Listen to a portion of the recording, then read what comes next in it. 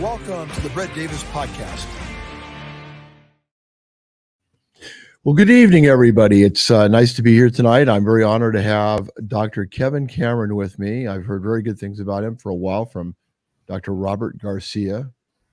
What's his tagline? The strategist. What's it called? I think it's a strategist. Strategist, right? Yeah. I think so. Kind of like the Ben Affleck character, the accountant. Right, he's gonna like that, I hope. Nice to have you here tonight, and thank you for your service. And you were in 2 tours of was it Iraq? Yeah, I had 2 tours in Iraq. Yeah. Well, thank you for your service. I appreciate it. Yeah, I saw Iraq, Kosovo, and Bosnia. So and at that time, were you ever imagining that you would be a therapist at all in any way? Oh hell no! Oh hell no! I started off my career as a combat. Yeah, I started off my career as a combat engineer, and then got kind of voluntold into becoming dog handler in the Army. And not once did I think it would be working in mental health, let alone psychology. So let's talk about that. So you go into the service, you do your tours, and how did this all happen? And then you got into training dogs, which I love dogs, by the way. Probably they were shepherds. Oh, shepherds, Malinois, labs, yeah. So you end up working with the dogs, which had to be a great experience because those are beautiful animals. They're more human than human beings are, I think, in a lot of ways. Sometimes. Yeah, no, I had a very interesting career. I enlisted as a combat engineer in the Army, stationed overseas in Germany, which I loved. And then come re-enlistment time with all the things heating up with the war and after 9/11, the Army was needing more military police and things like that. So a bunch of us pretty much got voluntold to go become military police. And I was getting a little disillusioned with some of the politics of the military police corps. And I saw a major coming in and goes, "Hey, what do you want to do with your life?" And I go, "Well, I want to make $1 million and do something for me in the outside world." He goes, "Good. You have to be in canine school by noon tomorrow. If you like it, stay in. If not, get out." And going down to canine school, I loved it. I really did. It turned out to be one of my greatest passions. After getting wounded in Iraq, I got medically discharged and ended up doing a service dog company.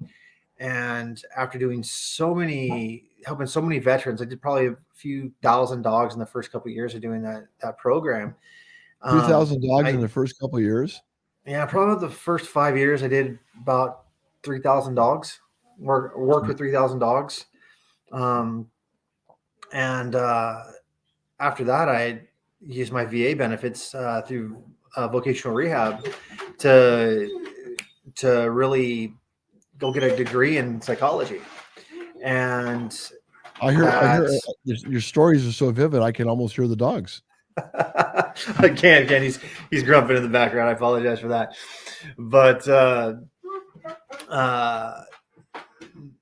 the whole thing there is I did so much work with trying to get dogs taken care of and working with so many vets doing basic mental health that the VA sent me to go, or the VRE, I should say, sent me to go get my doctorate in clinical psychology. And that path is one I never would have guessed and really showed me where the disparities are in veteran mental health treatment. So you get into this, you're very successful, you're passionate, you're probably like, wow, this has like been my calling. And then how did the whole therapy thing happen with vets? So ended up starting a nonprofit out here in Sacramento. So you get out of the service. Yeah. Right. And then you're in Sacramento and then you decided to start a nonprofit. For the first nonprofit I started was a service dog program.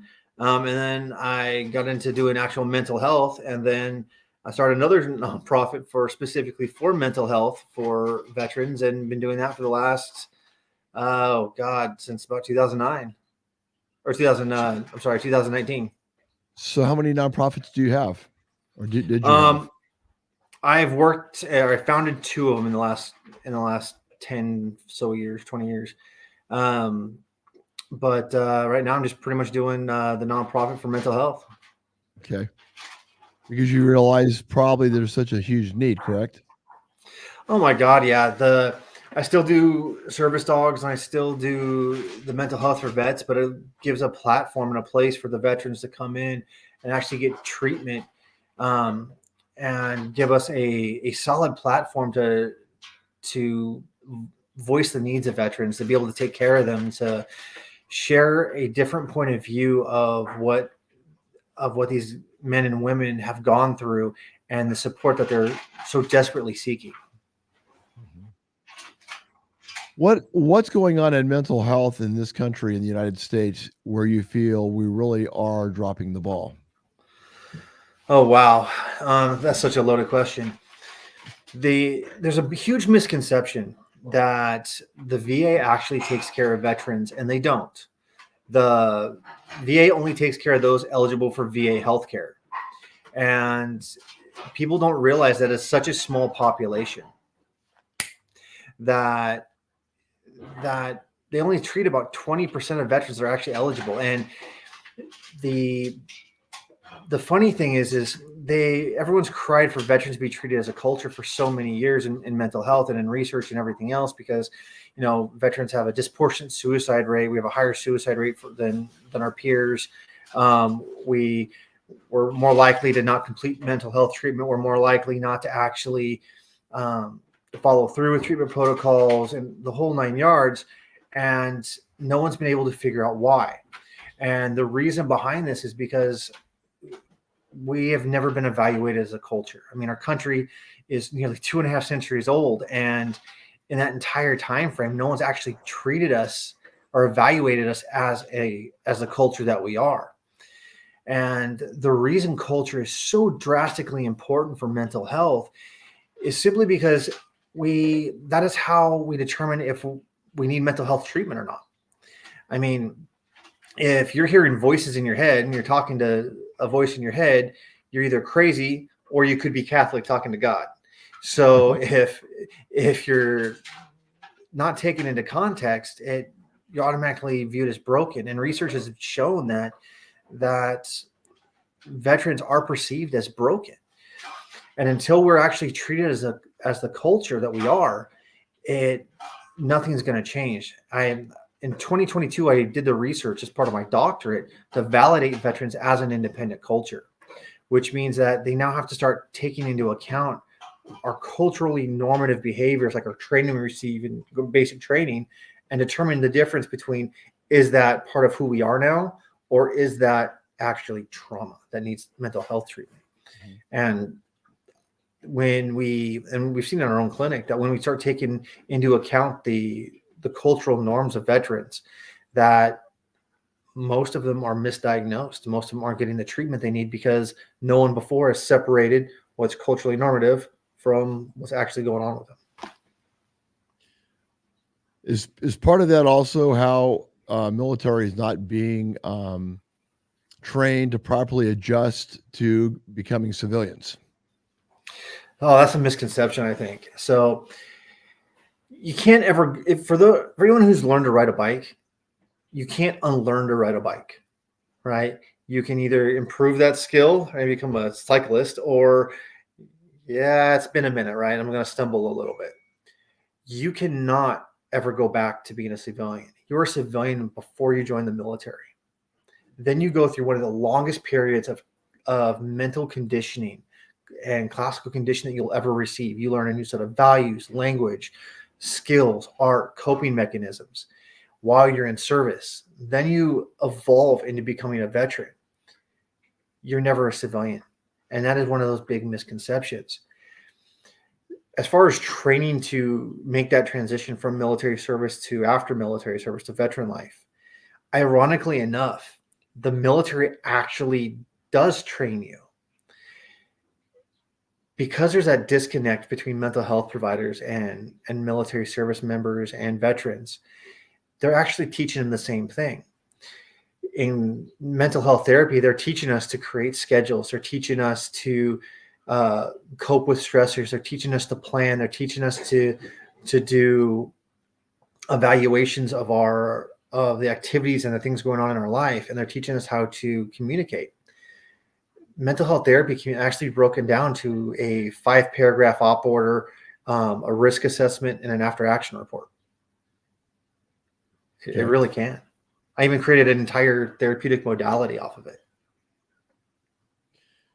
Why do we have such a huge homeless population of veterans more right now than we've ever had in the United States?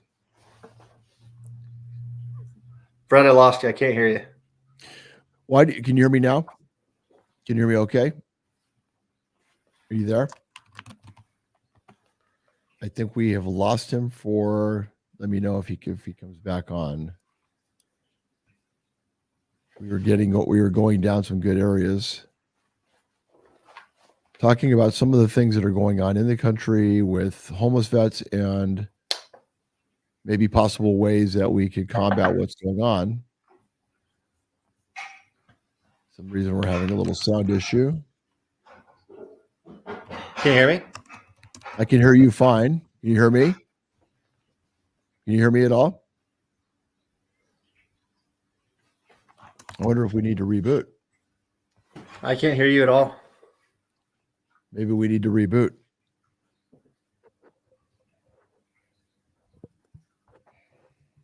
Let's try this. Can you hear me now? No? That's interesting. This never happens.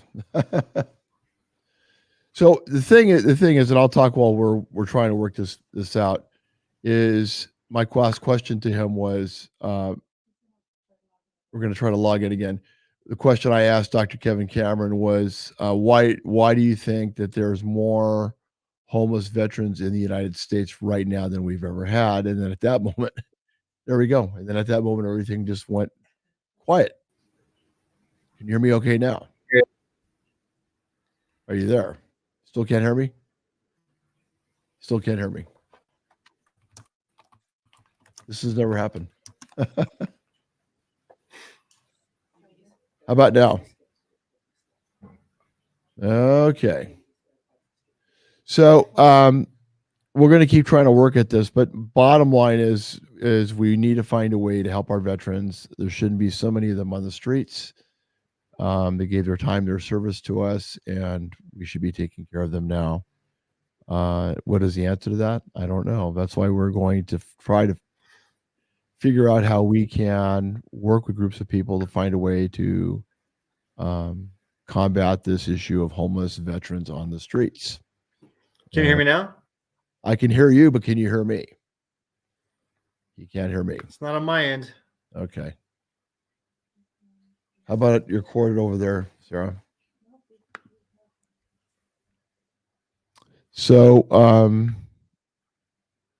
I guess the answer Can you hear me now? I can hear you,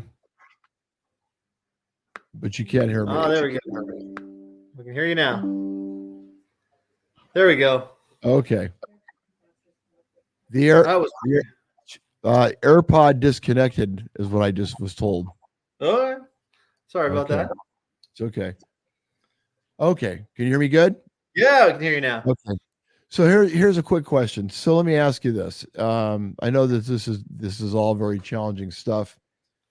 Why do we have more homeless veterans in the United States right now than we've ever had on the streets? I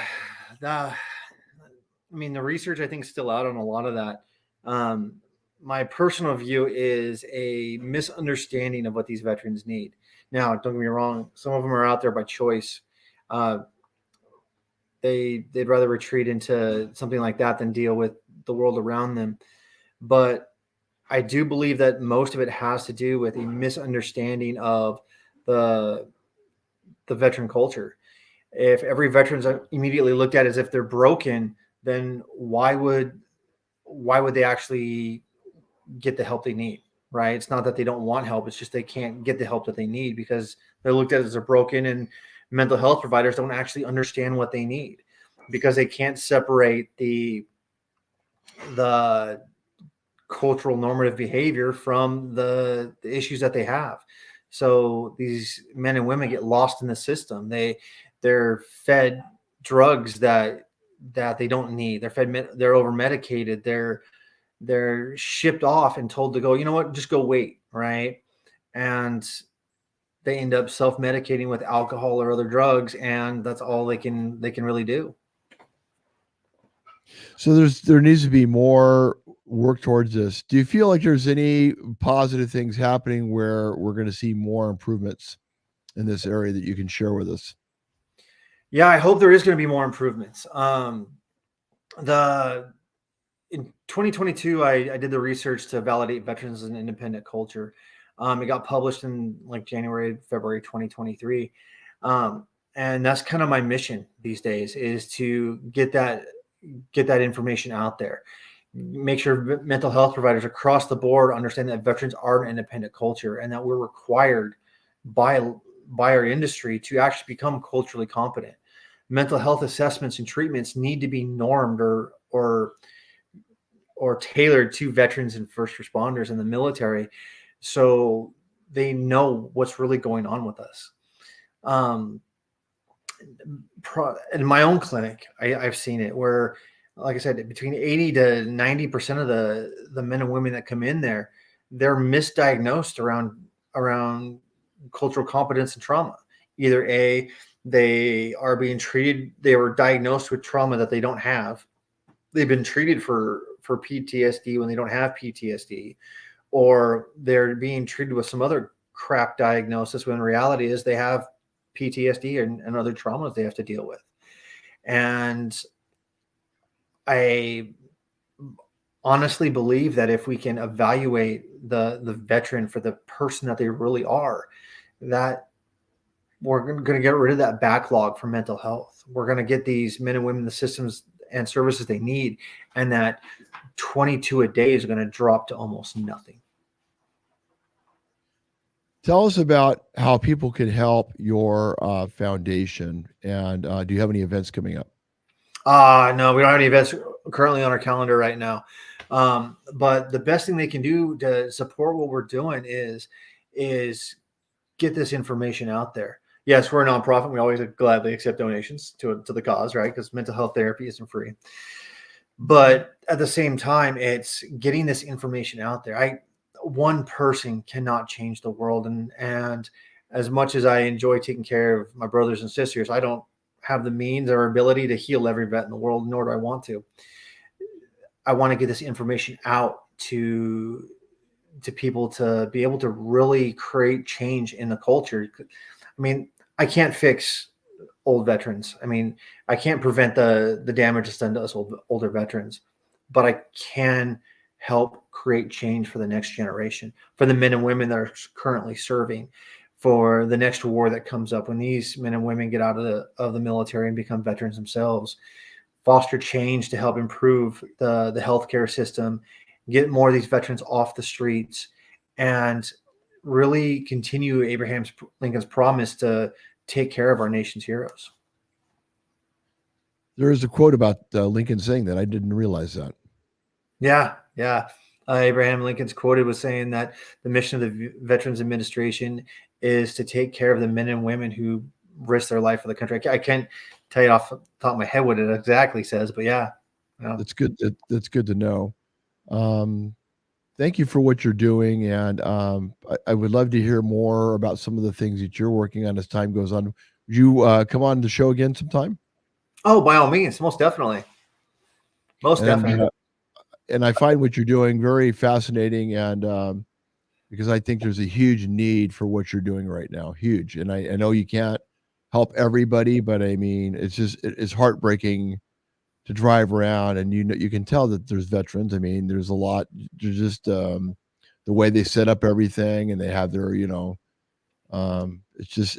heartbreaking, and it shouldn't be that way. No, it shouldn't. It really shouldn't. But yeah, the most happy to come back on whenever you need me. Thank you very much, and I look forward to meeting you in person. Oh, very much so too. Okay, everybody. That's of course Dr. Kevin Cameron. I appreciate him being on, talking about all the great stuff he's doing to help veterans, and just a great guy. Thank you very much, Doctor. Thank you.